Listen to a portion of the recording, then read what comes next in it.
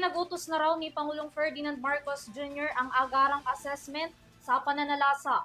Tinututukan na rin daw ang mga apektadong pamilya na sinalanta ng bagyong Uwan.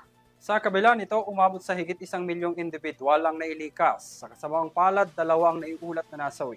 Narito po ang aking report. Iniulat ng Office of the Civil Defense na mayroong 2 nasawi habang 2 naman ang nasaktan matapos ang pananalasa ng Super Typhoon Uwan sa iba't ibang bahagi ng bansa. Pero ayon sa OCD, hindi ba kumpirmado at bine-validate pa nila sa ngayon ang impormasyon kung saan isa ang nasawi mula sa Viga at isa naman sa Catbalogan City, Samar. Mula sa kanilang monitoring o morning report, umabot na sa 426,000 families na may katumbas na 1.4 million na individual ang isinailalim sa preemptively o agad na inilikas sa mga rehiyon ng Cordillera Administrative Region, Region 1 to 6, Mimaropa.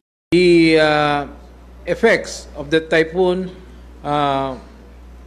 were reported in 2,700 barangays, affecting around 231,000 families. Reported doon sa Biga, Catanduanes was due to drowning, no? The other one in Catbalogan City, Samar, nadaganan ng collapse structure. Sa ilalim naman ng Philippine National Police, activated pa rin ang Risk Reduction Management Task Groups sa lahat ng antas ng organisasyon. Binigyang din ni PNP Acting Chief Lieutenant General Milencio Nartates ang kahalagahan ng matibay na pakikipag-ugnayan sa mga lokal na pamahalaan, pambansang ahensya at mga mamamayan para matiyak ang kaligtasan ng lahat.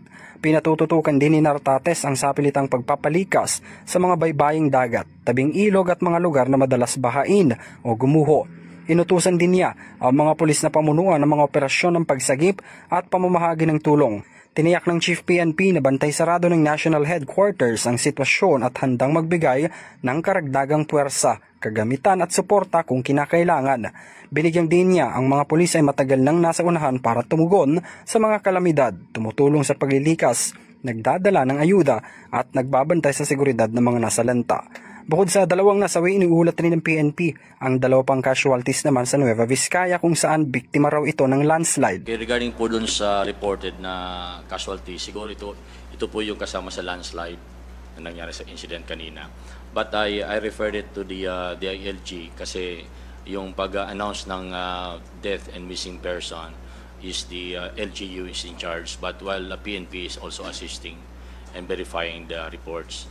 So, ibinigay na po namin yung assistance and provided the reports to the DLG.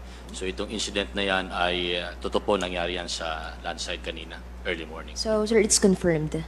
Yung incident po, confirmed. Yes, confirmed. Sabi naman ni Police Colonel Esmeraldo Osia Jr. na nanatiling full alert status ang PNP sa ilang lugar sa bansa para tumulong sa mga naapektuhan ng bagyo.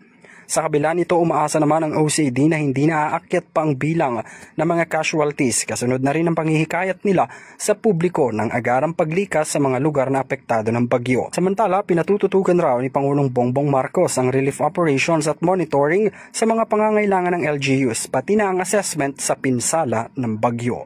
Ang utos niya kanina is that we should be able, lahat tayo, kami sa NDRMC, we should maintain our readiness for the typhoon season, no? Kasi hanggang December pa ito. Para sa EuroTV News, ako si Henry V. Nicolas, sumasaludo sa bawat Pilipino.